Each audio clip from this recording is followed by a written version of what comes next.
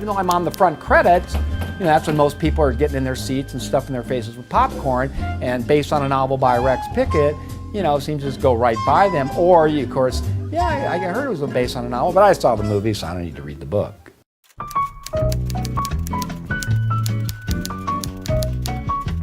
For me, I was only going to be this one thing. I didn't have a backup. I didn't want to have a backup because I think having a backup is, you're almost talking yourself out of making it as an artist.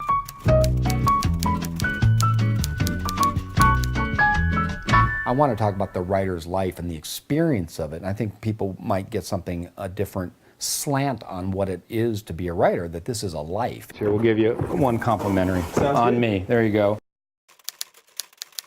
I came up to play golf. I didn't come up for wine, and then I started staying overnight, and then I discovered there was wine and winemakers up here, and I didn't really even know that much about wine.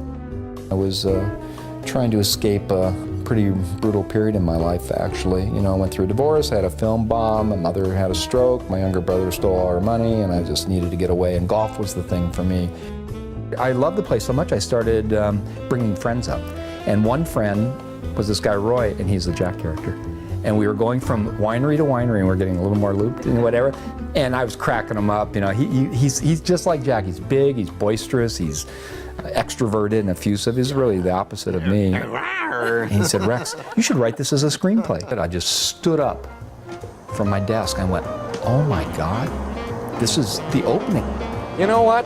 Let's take the Santa Rosa Road exit and hit Sanford first, okay? Sounds good to me. I need a drink.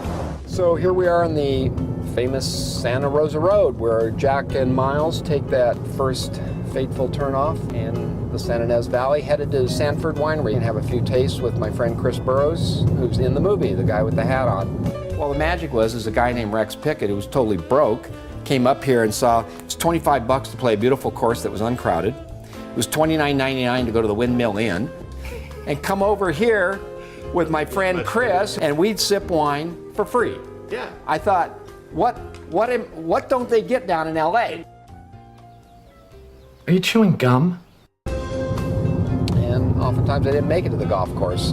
Next, I'd go pass out at the Windmill Inn, and then I'd wake up and it was time to go to the hitching post. Hitching post Pinot Noir. This is wine world here, you know. There was a waitress here, her name was Renee, and she was my Maya in a way, this absolutely gorgeous, statuesque woman. Hey, Miles. Oh, hi, Maya. Good to see you. How are you? I'm good, good. And who knows, it's very possible that I sat in here and got drunk, said, oh yeah, my novel's coming out soon. That's... It's getting published. Well, congratulations, that's fantastic. Right. Cheers. Thanks.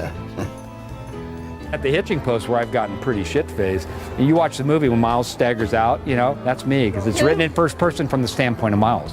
So this is really pretty much, I know I don't look like Paul.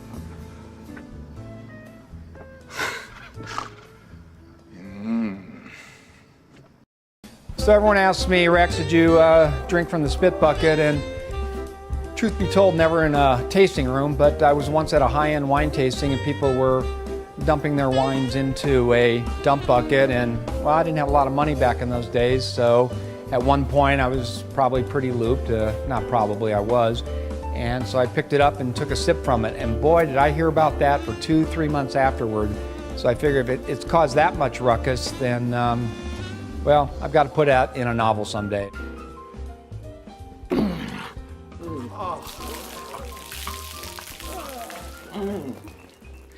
How's that?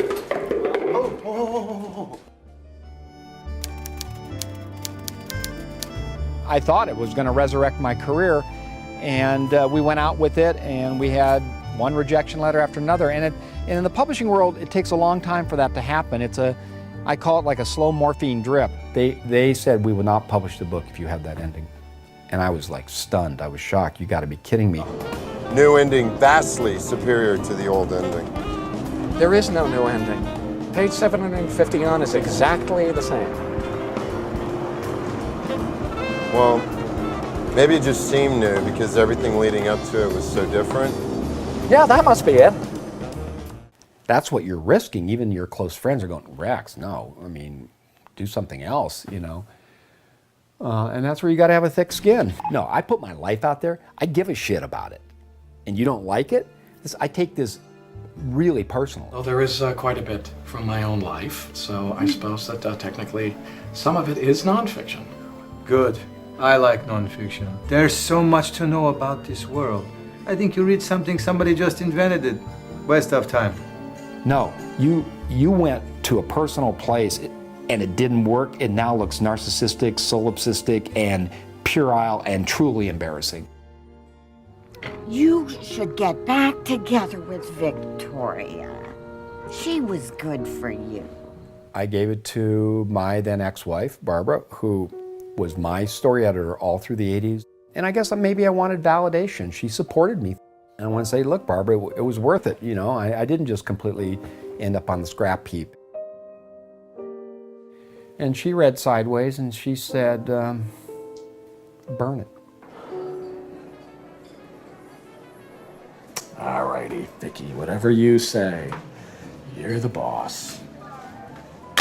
I had hit rock bottom, and I'll tell you something, rock bottom when you're in your 20s is fine, you can laugh about that, but when you hit 40, late 30s, it's not funny anymore.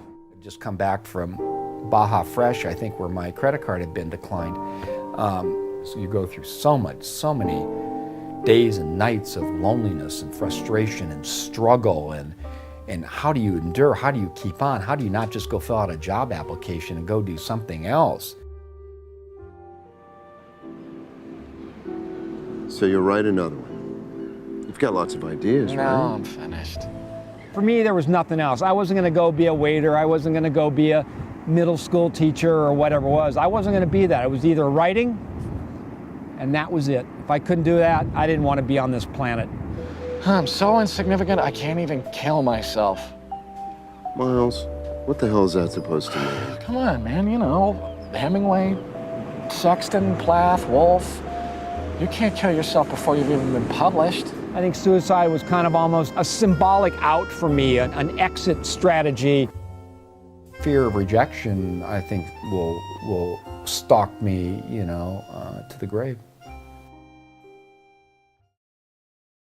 I came home and there were like 2 messages on my answering machine, and usually there was just one. It was from a creditor screaming and yelling or whatever, and I had my finger poised over the rewind button on this ancient engine, ready to erase it. 1 new message.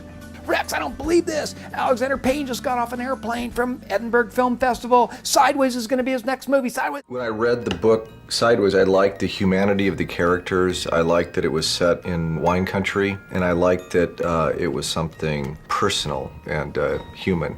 So the next day, Alexander Payne called me. We were talking, and you know, I was on the plane. I was reading it. I was just like turning the pages. It was funny as hell, and I really got into these characters. They were so real and three-dimensional and everything.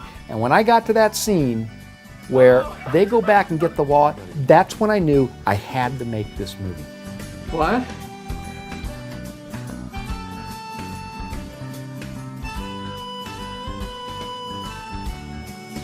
Here's your wallet!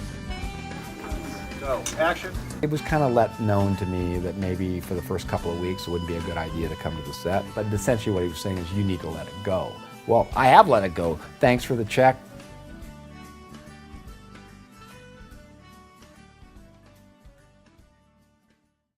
Well, let's get to just the award shows in general. We had a couple screenings in Toronto. The critics were up there because it's prior to the release of the film, it's prior to the New York Film Festival, and they just went nuts, went really crazy. We were winning tons of awards. I mean, every day was Christmas for about 6 months. I'd wake up and go to dailyvariety.com. Sideways sweeps New York Film Critics Awards, Sideways sweeps LA, and it all crescendoed, and you're kind of caught up in it, and then the reviews were insane, and we started to win awards, and now there are award shows.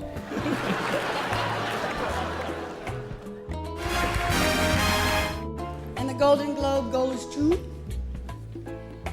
Sideways. I want to thank, first of all, Rex Pickett for trusting us with a wonderful novel. The Oscars, Alexander Payne was really the most gracious in thanking me and everything else. He pulled some strings to get me a ticket. know when the movie, came out, especially after the Oscars, and now it was the springtime, it was nutty here. The doors open inwardly, and the room was already filled with so many people that you couldn't open the door to get in. It's settled down, but it will never be the same as it was before the movie. Yeah, there's no returning to the pre-Sideways era or anything.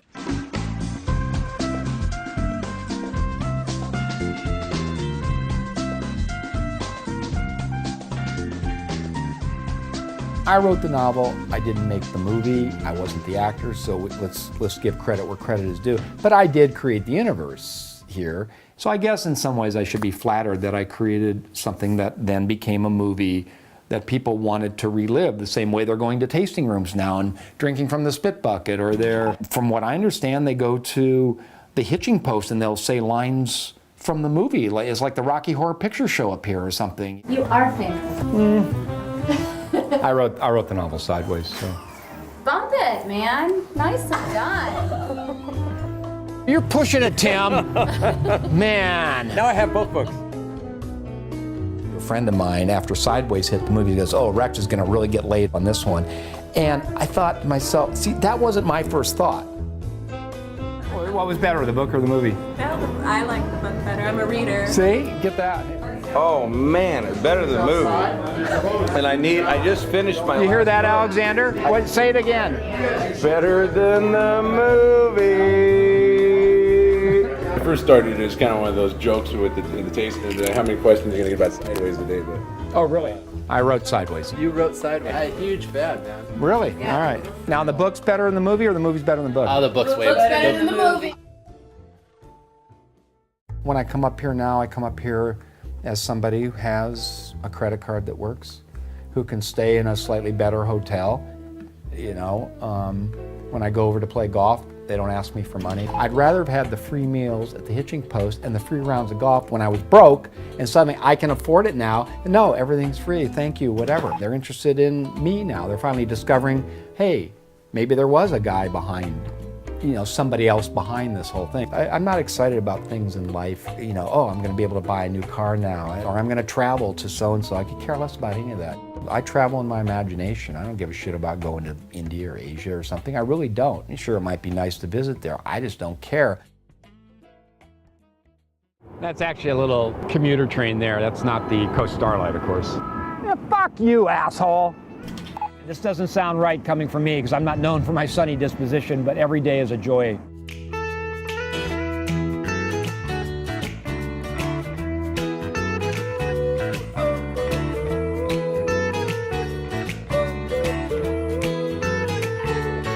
You think, I guess, in a way, in the back of your head, that success is going to somehow write that next thing, but it doesn't. It's still a blank page.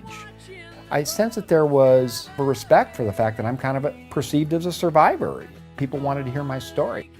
They have bought a show of mine and sold it to HBO called The Nose, and I'm returning a call on the progress, which on my end there hasn't been a whole lot. Well, I've made progress. We'll see. I'll bullshit them. No. But I've got the outline all completely dialed in. I got it all in my head. I could write it like with my left pinky right now. It's sitting in my head. I should have that outline. Gosh, you only want like 5 pages, just the beats of the story, right?